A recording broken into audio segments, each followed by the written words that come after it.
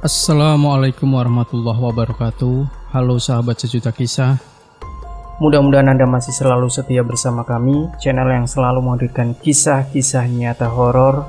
Dan untuk kesempatan kali ini kami akan berbagi satu kisah nyata horor yang berjudul Hantu Kuntilanak di Kuburan Cina. Malang tak dapat ditolak, untung tak dapat diraih. Demikian kata pepatah klasik yang kurasakan sangat pas sekali dengan bisnisku yang belakangan ini hancur lebur. Maksud hati melebarkan usaha dengan membuka bengkel karoseri. Bisnis jual beli mobil bekasku yang selama ini lancar, kini hancur berantakan. Padahal segala jenis usaha yang aku lakukan itu telah aku usahakan secara intensif. Mulai dari hal yang sifatnya manajerial, hingga hal yang sifatnya spiritual. Mitra bisnis yang selama ini lengket denganku, kini pergi meninggalkanku. Bahkan mereka tak peduli di mana aku tinggal setelah barang-barangku disita. Singkat cerita, karena masih ada rasa sedikit uang, aku beli rumah murah di dekat pemakaman Tionghoa di daerah pinggiran Sungai Cisadane, Jalan Imam Bonjol, Kota Tangerang. Jujur saja sebenarnya aku takut tinggal di daerah pekuburan itu. Tidak hanya aku saja, istri dan anakku pun sempat protes kepadaku.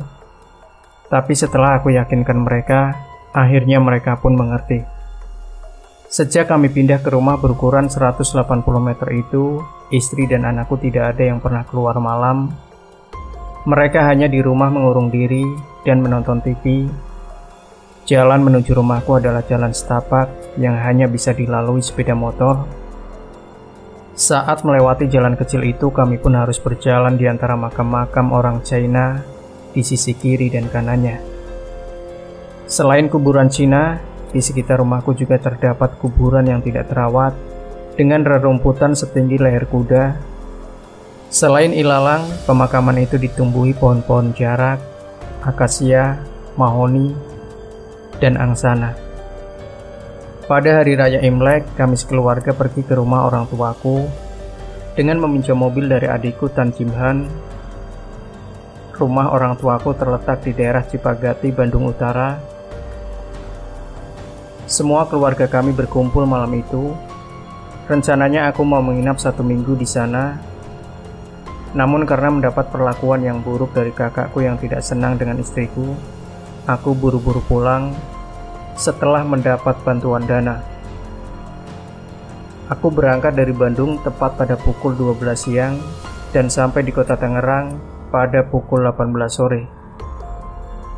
Masuk ke pemakaman sekitar pukul 18:15 saat adzan maghrib terdengar. Karena mobil tidak bisa masuk ke lokasi rumah, maka kendaraan itu sengaja kuparkir di depan jalan masuk makam. Sementara kami harus berjalan sekitar 250 meter. Sore itu udara cukup dingin di pemakaman yang biasa disebut Bong Cina atau kuburan Cina. Selain baru turun hujan yang sangat lebat, angin kencang juga berhembus dari selatan hingga menggoyang-goyang seluruh pepohonan yang tumbuh di sana. Di tengah jalan yang becek, kami berempat dengan hati-hati melangkah. Tapak kaki kami harus tepat memilih jalan agar tidak terjatuh. Tiba-tiba kami mencium bebauan yang sangat wangi muncul dari sebuah makam yang bertuliskan Tio Ciu berwarna hitam. Di nisan makam yang menebarkan wewangian itu bertuliskan Tio Ciu lahir tanggal 13 Desember 1956,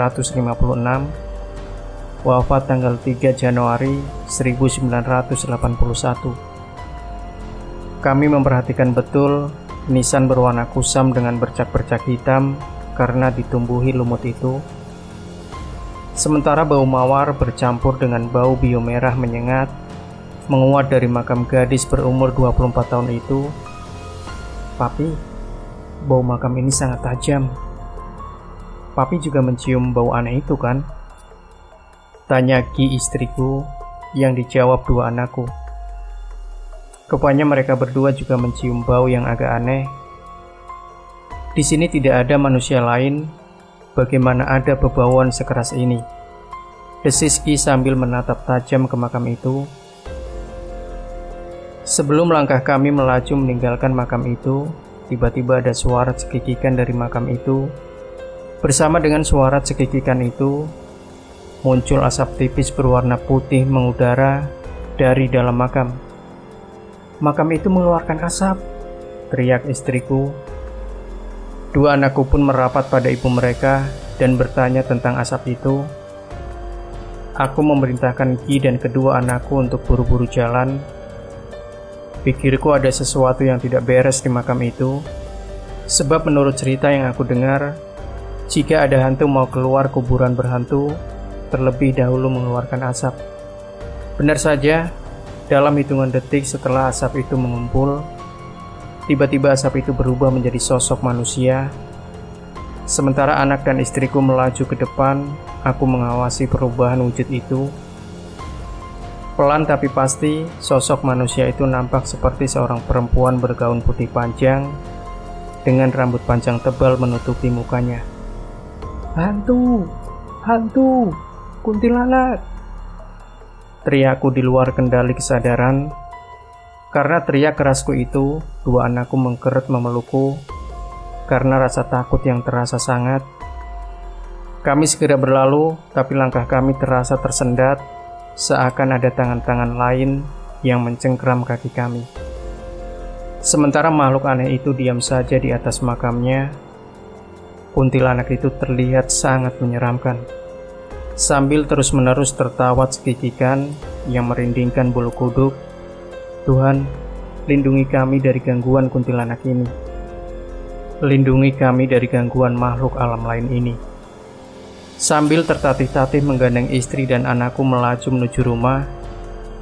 Karena rasa takut yang teramat sangat, aku tidak lagi mempedulikan sosok wanita kuntilanak itu.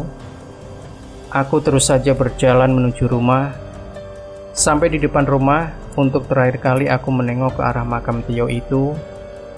Namun sosok makhluk kuntilanak itu telah hilang, tidak ada di atas makam. Kami buru-buru masuk rumah dan mengunci pintu. Semua lampu kami nyalakan dan TV pun kami hidupkan untuk menetralisir rasa takut yang kala itu bergolak hebat. Di sekitar rumah kami memang ada beberapa rumah, tapi lebih banyak ditinggalkan oleh penghuninya. Setelah beberapa saat kami beristirahat dan menenangkan keadaan, tiba-tiba terdengar suara pintu dapur diketuk-ketuk. Ketukan itu sangat konstan. "Siapa itu?" tanyaku agak keras. Sebelum tanyaku dijawab, tiba-tiba terdengar suara cekikikan perempuan kuntilanak dari pintu dapur.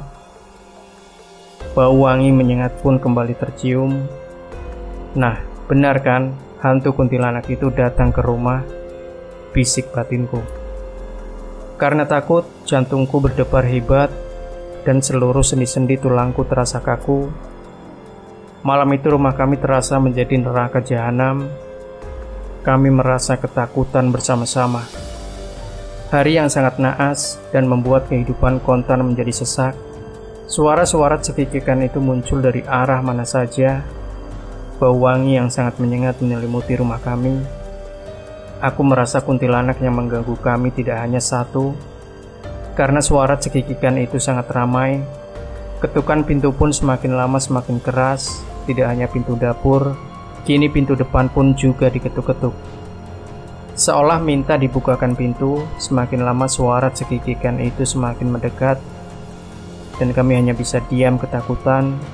Setelah lama dalam teror ketakutan, pelan-pelan suara itu pergi menjauh, menjauh, dan akhirnya suara kuntilanak itu menghilang. Kami pun sedikit demi sedikit merasa lega.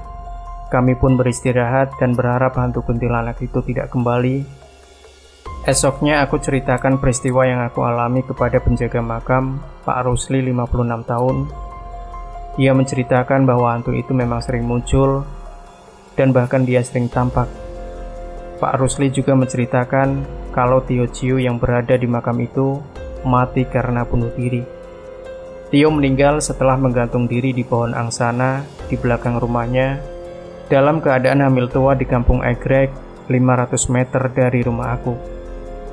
Tio putus asa karena selain ayahnya meninggal karena serangan jantung, kekasihnya William Lee meninggalkannya dan pergi ke Korea Selatan. Sekarang Anda sudah tahu dan sudah melihat sendiri, dan saya yakin Anda tahu apa yang harus dilakukan ke depan. Hantu kuntilanak itu setiap bulan sekali muncul dengan perwujudan seorang wanita bergaun putih panjang dengan rambut panjang tebal menutupi wajah. Kisah nyata tersebut merupakan cerita seram yang tidak bakal aku lupakan seumur hidup. Apakah Anda juga pernah mengalami pengalaman mistis seperti dalam kisah ini? Jangan lupa berikan komentar Anda, like, share video ini, subscribe channel Sejuta Kisah, dan kembali nantikan kisah-kisah nyata misteri terbaru dari kami setiap harinya. Sampai jumpa. Wassalamualaikum warahmatullahi wabarakatuh.